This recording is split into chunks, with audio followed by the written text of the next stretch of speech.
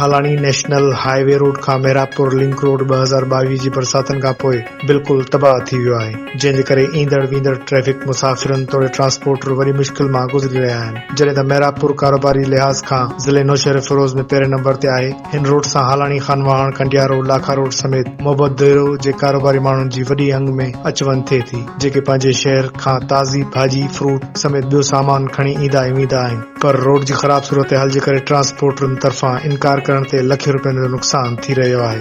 Road ख़राब हुजण करे फुरूं रोज़ जो मामूल बणियल आहिनि। ईंदड़ वींदड़ नंढी गाॾियुनि तोड़े वॾियुनि गाॾियुनि पहिरियों ऐं ॿियो गियर में हलण करे फुरूं रोज़ जो मामूल बणियल आहिनि। लिंक रोड मथां हलंदड़ ट्रैफिक जे ड्राइवरनि ॿुधायो त हिन रोड सां न असांजी जान महफ़ूज़ आहे ऐं न ई वरी असांजो माल महफ़ूज़ आहे। रोड जी इंतहाई ख़राब हालत हुअण करे असांजो न रुगो माली नुक़सान थिए थो, पर हादसे जे करे बि केतिरियूं ई जानियूं ज़ाया थी चुकियूं आहिनि। हिननि हितां जे चूंडियल नुमाइंदनि खां मुतालबो कंदे घुर कई त फौरी तौर ते मेहरापुर जे लिंक रोड खे ठाराए असां मां बेचैनी ख़तम कई वञे।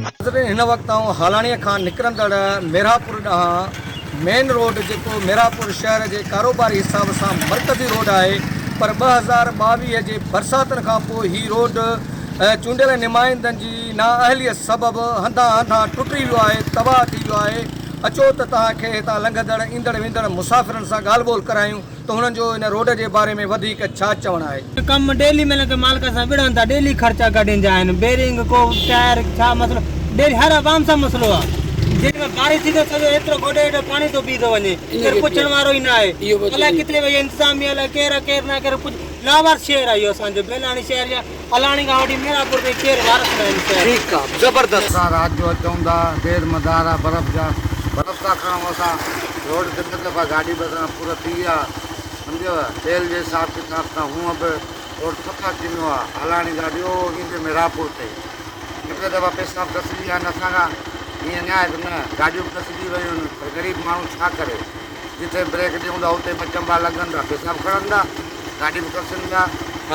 छा चवणा रोड जे बारे में? चवणा रोड ठहे, असां ख़ुशहाल थियूं, माण्हू ख़ुशहाल थियनि, गाॾी वारा ख़ुशहाल थियनि।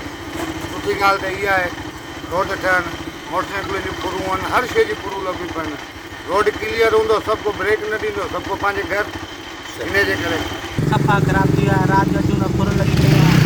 हेॾे सफ़ा रोड आहे ई कोन, स्पीड हणी कोन सघी रोड ते, त रोड जी हालत ख़राब थी वई आहे। तव्हां छा चवणु चाहींदव हाणे? असां चऊं त महिरबानी करे रोड ते हलाए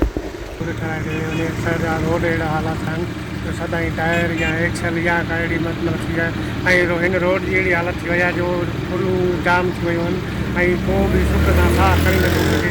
रोड रस्तो मुसाफ़िर अची वञी नथो सघे। रोड जी हालत आहे छा आहे, न त को गाॾियुनि जा टायर पंचर आहिनि या को अहिड़ी हालत में या एक्सल आहे या तकलीफ़ ॾाढी आहे। बराए महिरबानी मुराद अली शाह खे चयो मुराद साहब तो रोड असांखे मंज़ूर कराए।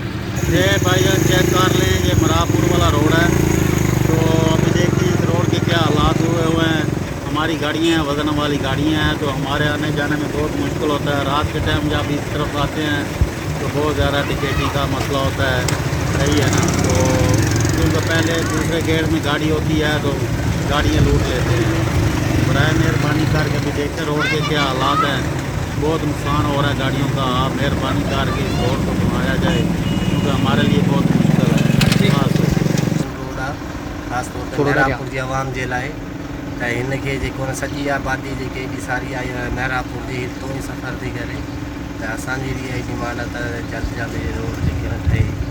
वॾी तकलीफ़ आहे मेहरापुर खां हलाणी ताईं जेको त समझ सॼो रोड तबाह थी वियो आहे। नारो ॾिसे सूरत सॼे सिंध में ओवरऑल इहा ई आहे। हलण वारा एॾी गाॾी बेरिंग था मटियूं, इहा वॾी हालत आहे। नाज़रीन, अवां रोड सां वेंदड़ मुसाफ़िर गाॾियुनि वारनि ऐं मुसाफ़िरनि जूं ॻाल्हियूं ॿुधियूं।